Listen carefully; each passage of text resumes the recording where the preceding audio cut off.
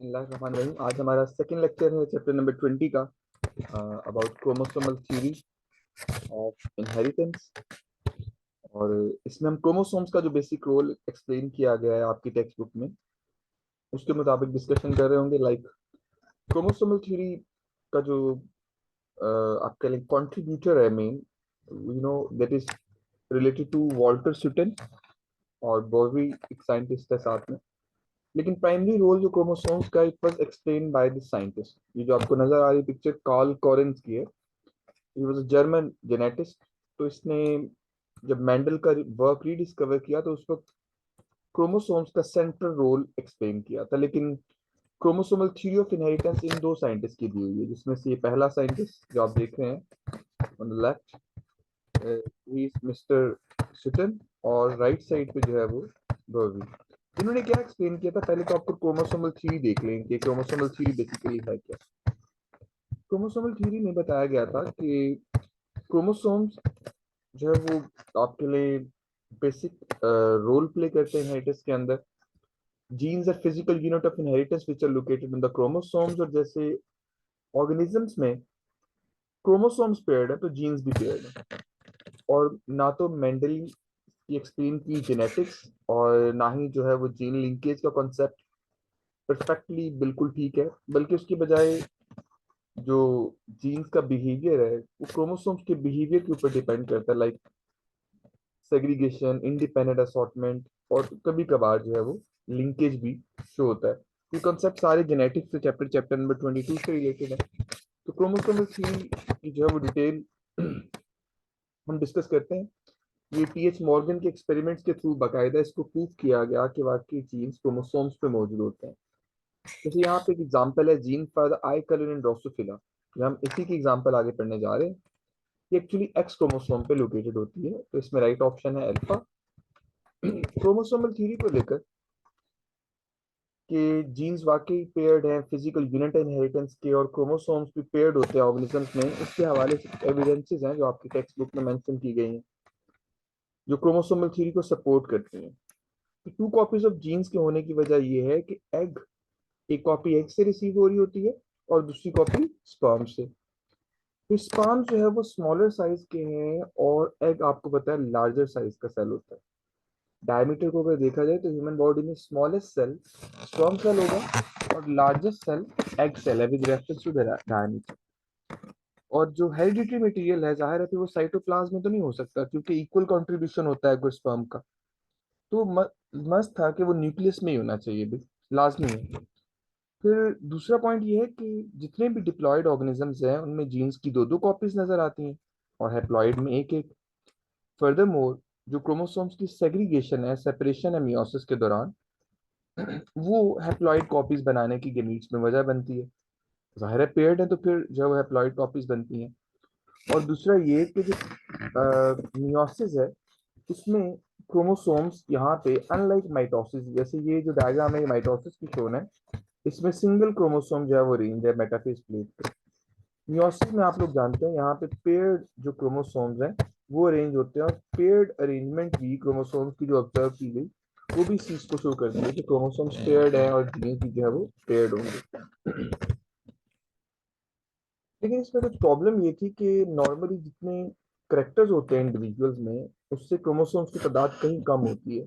That means कि एक chromosome पे एक से ज्यादा करेक्टर्स जो है वो मौजूद होने चाहिए। इसके लिए फिर एक scientist Thomas Hunt Morgan, TH Morgan, और उसके कुलीग्स कैल्विन ब्रिजेस वगैरह, उन्होंने कुछ एक्सपेरिमेंट्स किए, और फिर ये प्रूव किया कि भाई वाकई जो आई कलर का ट्रेट है ड्रोसोफिला में, ये जिस तरह से इनहेरिट हो रहा था, ये इसकी जीन्स क्रोमोसोम्स पे मौजूद है, एक्स लिंक जो है वो मौजूद है। तो मिस्टर थॉमस एंड मॉर्गन का फेमस एक्सपेरिमेंट, यहाँ पे वाइट आई जो मेल, आप जानते हैं कि मेल के पास जो जीन्स हैं, मेल्स के पास एक भी जो अलील है वो एनफ होगी, एक भी जो जीन है उसके अंदर वाइट आई का ट्रेट प्रोड्यूस करने के लिए एनफ है। जबकि फीमेल फ्लाइज सिर्फ उस वक्त वाइट आइज प्रोड्यूस करती हैं जब उनके पास दो जो है वो रिसेसिव एलील्स मौजूद है। तो इसको हम यहाँ पे इसके एक्सपेरिमेंट्स को फर्दर देखने जा रहे हैं with reference to Thomas Hunt Morgan और उसका जो रूल है जीन्स इनहेरिटेंस का, उसके हवाले से वाइट आई और रेड आई ट्रेड ड्रोसोफिला के अंदर। जैसे इसकी जेनेटिक बेसिस हम देखते हैं, लेकिन एक्सपेरिमेंट कुछ इस तरह के हैं कि फॉर द फर्स्ट टाइम जब एक वाइट आइड म्यूटेंट मेल मिला इसकी कुलीग केल्विन ब्रिजेस को, टीएस मॉर्गन के कुलीग को, तो उन्होंने वाइट आइड मेल को रेड आइड फीमेल के साथ क्रॉस करवाया। तो जो F1 इंडिविजुअल्स थे वो सारे के सारे रेड आइड थे।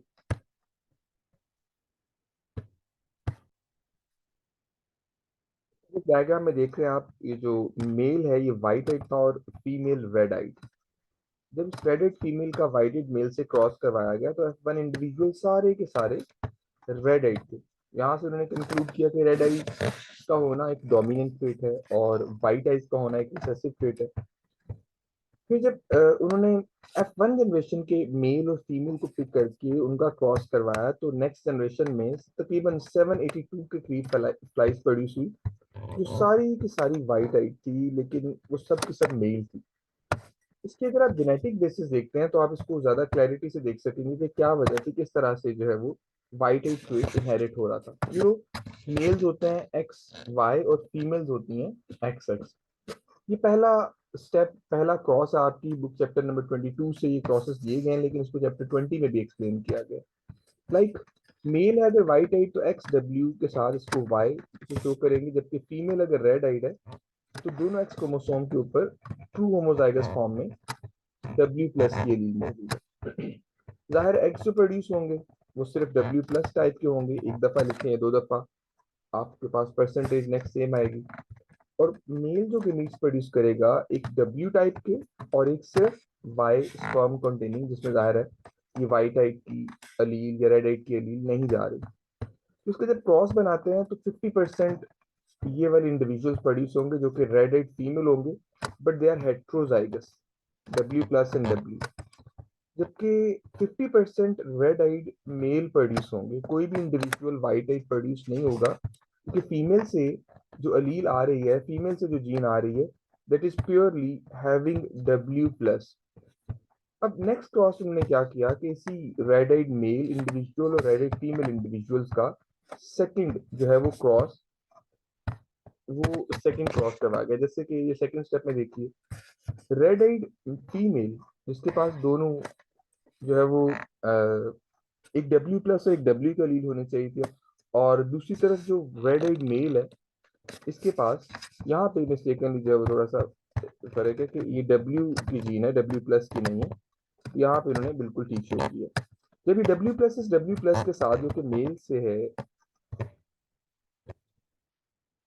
एक मेल के पास और जो फीमेल के पास, उसके साथ जब वो क्रॉस करेगा तो ये बेसिकली यहाँ पे W प्लस है जो कि रेड आइड मेल है, ये भी W प्लस के लील है। ये क्रॉस बिल्कुल ठीक बना, यहाँ पे मिस्टेक आपके लिए। तो ये W प्लस और W प्लस की रील्स मिलेंगी, तो जाहिर है जो फर्स्ट इंडिविजुअल प्रोड्यूस हो रहा है वो homozygous red eyed female W plus. दूसरी तरफ जब X W प्लस Y के साथ जाएगा तो रेड आइड जो है वो उसमें मेल प्रोड्यूस होगा, जैसे यहाँ पे रेड आइड मेल और रेड आइड फीमेल्स होमोजाइगस। लेकिन ये सिंपल W का लीड जब इधर जा रही है तो हेट्रोजाइगस रेड आइड फीमेल, ये मिला के 2459 थी जो प्रोड्यूस हुई इनके पास है। वन जनरेशन नेक्स्ट होती, बल्कि F2 कहना चाहिए इसको। और ये वाली जो अलील, ये जो जनरेशन प्रोड्यूस हुई इसमें 1011 मेल्स थे, जबकि 782 मेल्स वाइट आइड थे। पॉइंट यहाँ पे डिस्कस करने वाला ये है कि उनके पास यहाँ पे जो फ्लाइज आई सारी की सारी वाइट आइड सिर्फ और सिर्फ मेल थी। और ये बात उनके लिए हैरान कर देने वाली थी, ऐसा क्यों है कि सिर्फ जो है वो वाइट आइड इंडिविजुअल सारे मेल्स हैं, शायद फीमेल सर्वाइव ही नहीं कर सकते। तो फिर नेक्स्ट क्रॉस के बाद जब उन्होंने एक रेड आइड फीमेल F1 की जो कि हेट्रोजाइगस थी उसको क्रॉस करवाया, यहाँ पे भी हेट्रोजाइगोसिटी शो करने के लिए आप ना W प्लस W लिखेंगे, यहाँ पे प्लस नहीं लिखेंगे। रेड आइड फीमेल को white eyed male of P1 से जब क्रॉस करवाया तो फिर उनके पास सारी की सारी जो फ्लाइज थी, red eyed white eyed male, red eyed female, white eyed male और वाइट आइड फीमेल, ये सारी की सारी फ्लाइज प्रोड्यूस हुई। तब जाके जो है वो ये बात क्लियर हुई कि बेसिकली जो रेड आइड का कलर है ड्रोसोफिला में, it was linked to the X chromosome, और इसकी इनहेरिटेंस इस तरह से zigzag वे में हुई थी। So that was all about chromosomal theory of inheritance. और chromosomal theory of inheritance के साथ जो है वो टी.एस. मॉर्गन के एक्सपेरिमेंट्स दिए गए थे जिनको यहाँ पे हमने डिस्कस किया। आई होप सो कि कुछ थोड़ा बहुत इसमें से आपको जेनेटिक्स पढ़ने के बाद ज़्यादा क्लैरिटी जो है वो हो जाएगी। Thank you for listening. अल्लाह हाफिज़।